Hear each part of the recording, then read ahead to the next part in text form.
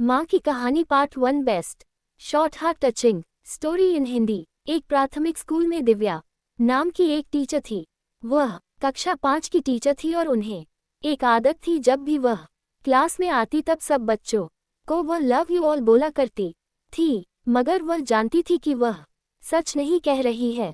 वह कक्षा के सभी बच्चों को एक जैसा प्यार नहीं करती थी और कक्षा में एक ऐसा बच्चा था जो उन्हें फटी आंख भी नहीं भाता था। उस लड़के का नाम राजू था। राजू बहुत ही खराब और मैली हालत में स्कूल आया करता था। राजू के बाल हमेशा खराब रहते, कपड़े मैले रहते और फटा शर्ट और जूतों की लेस खुली रहती। पढ़ाई के दौरान भी राजू का ध्यान कहीं और ही रहता था। मैडम के डांट पर भी उसका ध्यान नहीं होता और उसकी खाली नजरों से साफ पता लगता कि राजू शारीरिक रूप से कक्षा में उपस्थित रहने के बावजूद मानसिक रूप से उसका ध्यान कहीं और ही होता था।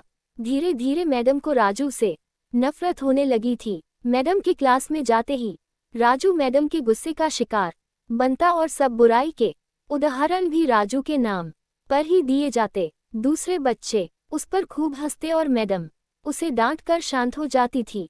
राजू ने हालांकि कभी भी किसी बात का मैडम को जवाब नहीं दिया और इसी वजह से मैडम को वह एक बेजान पत्थर की तरह लगता था, जिसके अंदर आत्मा नाम की कोई चीज नहीं थी। मैडम की प्रत्येक डांट को राजू बस अपनी खाली नजरों से देखता और सिर झुका लेता था।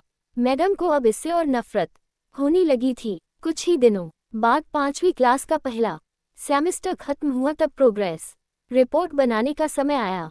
तो ये सब बातें मैडम ने राजू के प्रोग्रेस रिपोर्ट में डाल दी थी।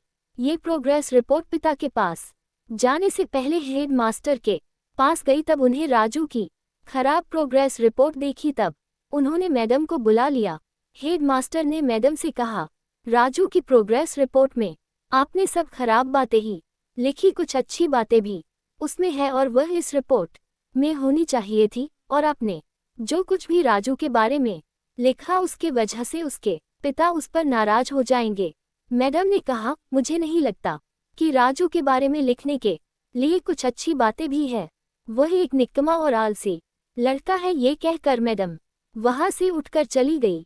अगले दिन हेड मास्टर ने चपरासी के हाथों राजू की पिछले सालों की प्रोग्रेस रिपोर्ट मैडम के डेस्क पर रख दी और जब मैडम क्लास में आई तो उन्होंने वह रिपोर्ट चेक की और पाया कि उन सभी रिपोर्ट में राजू के बारे में लिखा हुआ था कि राजू जैसा बुद्धिमान बच्चा मैंने आज तक नहीं देखा। वह बहुत संवेदनशील बच्चा है और अपने मित्रों और शिक्षकों से काफी लगाव रखता है।